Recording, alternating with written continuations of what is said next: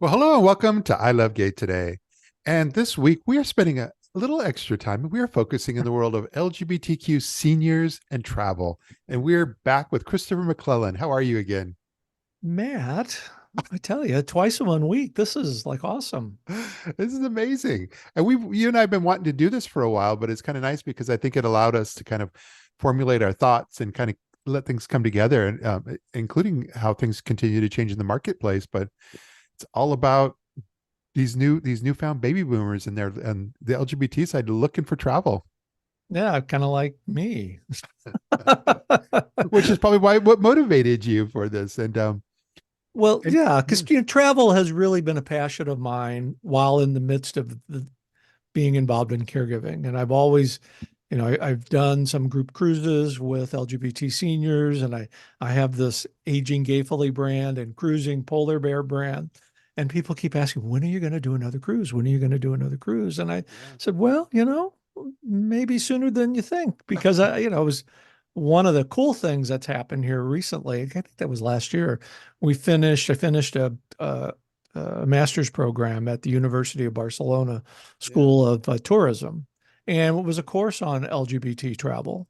yeah. What are the nuances? And there are some nuances for especially seniors as we travel, and I think that's really what's going to help me spearhead as I transition out of the caregiving conversation into travel, but still kind of talking about caregiving because we're all going to be caring for each other in one way or another. I just Yep. want to do it by travel now. Well, it's interesting. I spoke with someone else, and even the concept of caregiving or has kind of touched into the world of travel with seniors because this one tour operator is going to focus on bringing a doctor along on the tour with a group of like say 10. And it wasn't a doc, it was a doctor that would be able to understand all of their needs and requirements for medications and just kind of anything that might come up so that he was fully versed in advance and able to kind of check up on them during the course of their trip. And that is a fabulous idea. And because one of the many concerns that I hear from LGBT seniors is the health concerns about Yeah. what happens if something happens to me while I'm on a cruise. And while all major cruise lines, all cruise lines have medical help aboard ship, it's Yeah. nice to know when you're in a group that you've got somebody within that group that you can go to that understands the issue at hand. But also, there's that tangible thing that goes on about, the worry while you're on a cruise or on a trip. What happens if Yeah. something happens to me? I get sick, and those are some of the things that we want to talk about before you travel. There's some things that you can put in place. One easy thing is just having a list of your medications Yeah. in your Yeah. in your wallet or in your travel portfolio. We often don't think about these things when we're in the midst of it. Oh, I'm going on this transatlantic cruise. Yeah. It's going to be a lot of fun. There's 30 people, but the reality of life is emergencies happen and they're unplanned. Yeah. and and there's some things that we can do to help alleviate that. And having just your medication list, any previous health issues that you've had, having that readily available and letting your travel companion or as I say in the travel is the Pied Piper of the group, Yeah. letting them know where that critical information is so that when an emergency does happen, then that person can advocate for you right on the spot because they know where your information is. Yeah. No, it's very interesting, and it's what I've heard you touch on a few times during these last few minutes is cruises, and I understand that cruise travel is actually probably one of the most popular with senior travel. It is and for a number of reasons. It's economical. Yeah. Uh, Everything's pretty much done for you while you're on the cruise, but it also, I think, one of the other big appeals for cruises is it helps combat isolation. Oh yeah. Yeah. because you're within a group, and in most cases you're in a group. Now there's people that travel solo, there or they travel just with their spouse or partner. But cruises, you got tons of people in and around you. You're going to be around people. Yeah. Um, and you can, of course, you can make the choice of who you want to be around and who you don't want to be around. But it's again, it's another one of those tangible items that especially as we age, and if we're aging solo, isolation is one of the main problems as we age, that we feel entrapped in our own environment and not having any human contact is, is detrimental to our all components of our health. And that's, I think, one of the exciting things about a cruise is you get to go and meet a variety of people Yeah. and feel safe, because that's another main concern for LGBT seniors is to feel safe. Well, it's a Mhm. concern for everybody in one sense, but especially for LGBT seniors who have kind of grown out of an environment that maybe wasn't as inclusive as we've experienced in our later years here.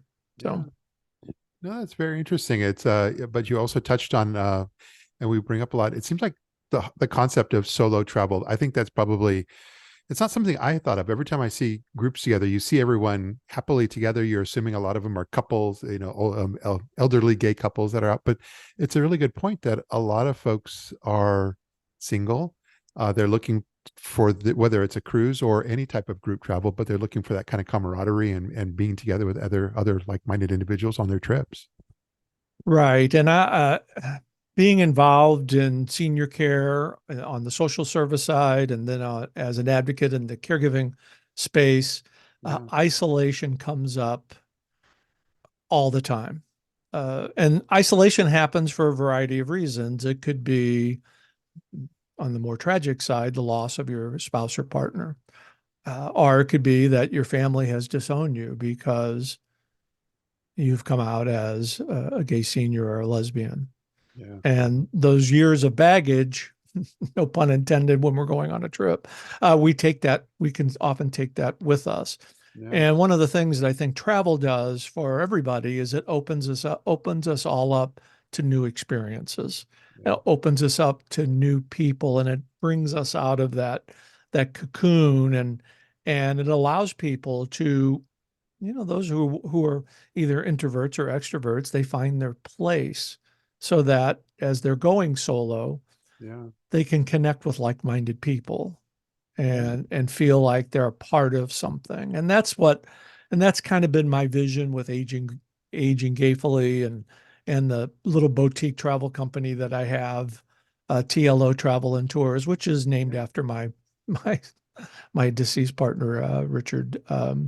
Uh, you find those like-minded people who understand the journey and want to go on these journeys with you. yeah.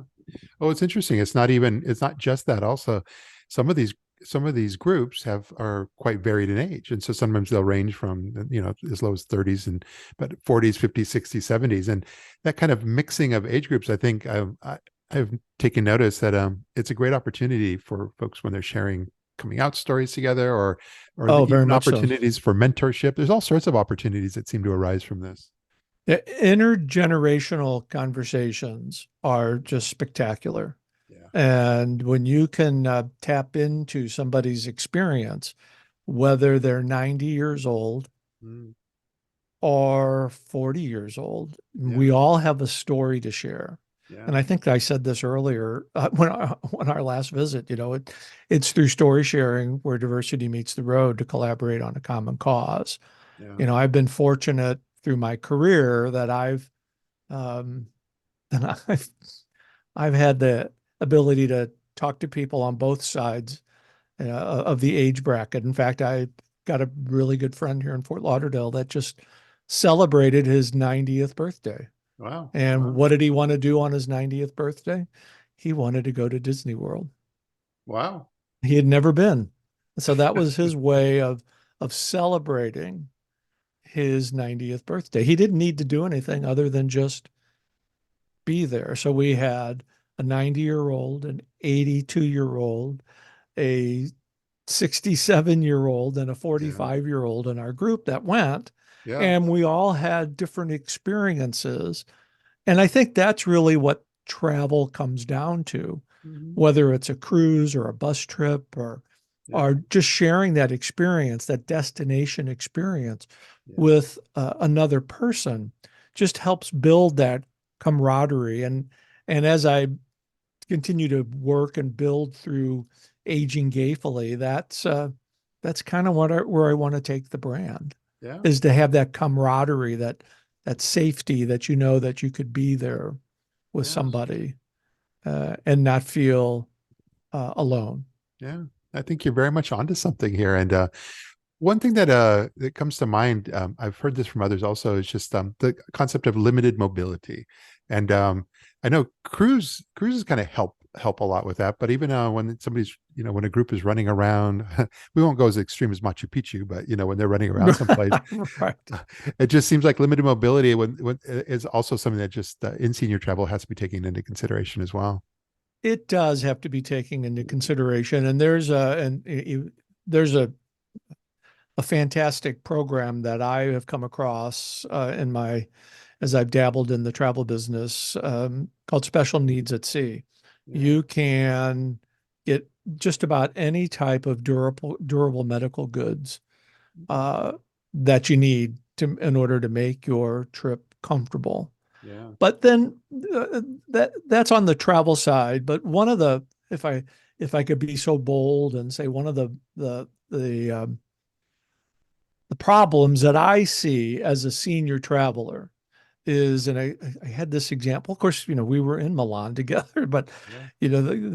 the hotels Mm. who do not have grab bars in their showers or in their bathtubs, Yeah. or don't have grab bars even in their bathrooms, because the majority of falls, and that is a fear that everybody has, Mhm. but especially in a bathroom.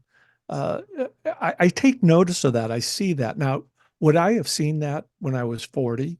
Yeah. Yeah. Probably not, but I see it now that I'm in my 60s and I've been involved in senior care for Yeah. 15, 20 years, that those little intangible items that travel vendors really should pay attention to, because that's what's going to get repeat business. Yeah. And while my background's in social work, I and I'm willing to give just about everything away myself. But as I look at major travel vendors, those are some of the nuances. Yeah. Yeah. Having a grab bar. Here's another tip. Um, and this is one of those things that really frustrates me. I have to, because I've just gotten these here recently myself. They're hearing aids. Oh, yes. Yes. So, I can't wear hearing aids and a headset at the same time. But how many times have you called customer service, or you've gone to the front desk at a hotel or the airline, Mhm. and the customer service person probably is fantastic at their job, is not sensitive Yeah. Yeah. to the hearing issues that people could have. Yeah. Uh, Yeah. and instead of being frustrated when somebody asks you, well, can you repeat that again? Can it take notice that there's a pretty good chance that that person has a hearing issue, and also recognize that most people, most people that have a hearing issue who haven't had it treated Yeah. don't believe they have a hearing issue.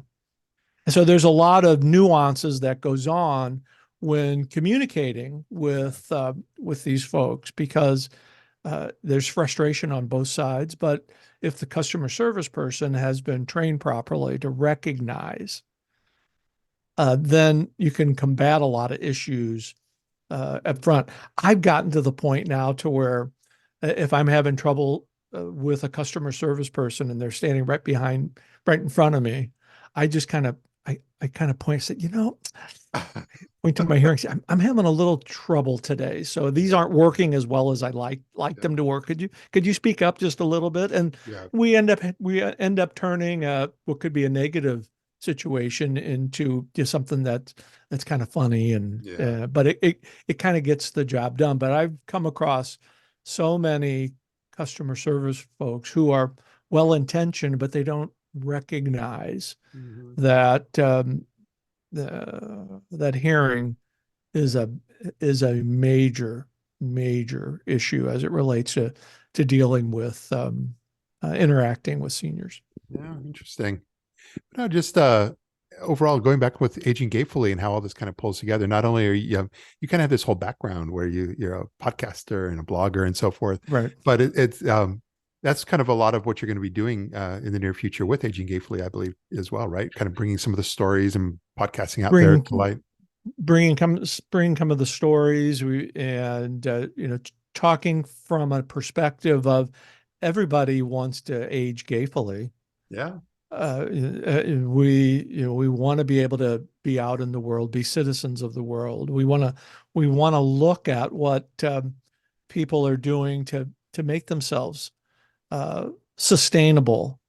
And I know that's a big word in the travel industry right now, but how do we make ourselves sustainable in the second chapter of our life? yeah, And I think the aging gayfully, while it's a play on words, even though I identify as gay, I had I had a couple of people say to me, aging gayfully, why are you asking me if I'm aging gayfully? I'm not gay. And I said, goodness, I'm not asking you. If I was asking you what your orientation is, that would be rude. I'm asking you, how are you aging gayfully?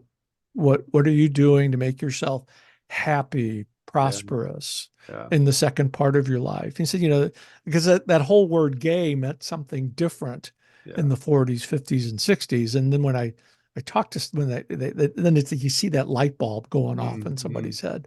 Oh yeah, I get it. I get it. And this is really the second chapter of my life. I've been trying to position myself to get into really dig into the Aging Gayfully brand, Yeah, and we're yeah, just about there to really turn the corner and have some more travel events yeah. and get out and be with people like Matt and get the message out, because I'm on a mission to let people know Mm, that aging gayfully is everybody's right, no matter if you're gay or straight. yeah, Aging gayfully is almost like a justice issue.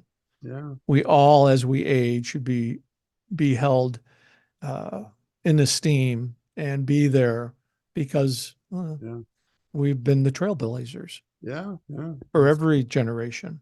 And you've put in the work. And you put in the work. It's kind of like, and I know our community will relate to this, but it's Yeah, it's kind of like the Stonewall generation. yeah, yeah, Those folks now. Richard was a part of the Stonewall generation.